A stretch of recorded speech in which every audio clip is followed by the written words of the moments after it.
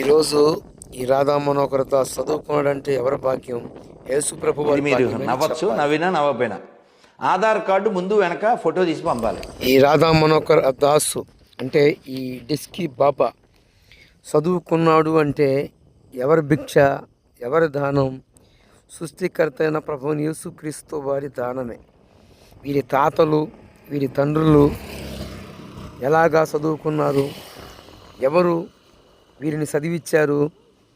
మిషనరీలుగా వచ్చి యేసు ప్రభు వారిని నమ్ముకున్న దేవుని బిడ్డలు వలస వచ్చి చాలా కాలేజీలను స్థాపించి ఈ దుర్మార్గుడు, నీచుడు, నికృష్టుడు, దౌర్భాగ్యుడు చదువుతున్నాడు అంటే ఎవరి భిక్ష, ఎవరి దానం?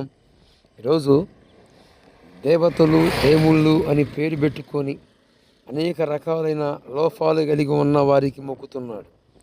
వీడు ఎవరికి మొక్కాలో, ఎక్కడ మొక్కాలో, ఎవరికి నమస్కరించాలో అనేది వీడికి తెలియదు. కానీ నేను చెబుతున్నాను, బైబిల్లో మనుషుల్లో ఉన్న బైబిల్ గ్రంథంలో మనుషుల్లో లోపాలు ఉన్నాయి. కానీ బైబిల్లో ఉన్న సృష్టికర్త అయిన ప్రభువు యేసుక్రీస్తు వారిలో లోపం లేదు, ఉండదు. వీడి వల్ల కాదు, వీడి తాతయ్య వల్ల కూడా కాదు. యేసు ప్రభు వారిలో లోపం ఉంది అంటానికి యేసు ప్రభు వారు ఇచ్చిన స్టేట్మెంట్, ఆయన ఇచ్చిన సాక్ష్యం, నా యందు పాపమున్నదని ఎవడు స్థాపిస్తాడు అన్నాడు. యోహాను సువార్త 8వ అధ్యాయము 46వ వచనంలో రాయబడి ఉంది.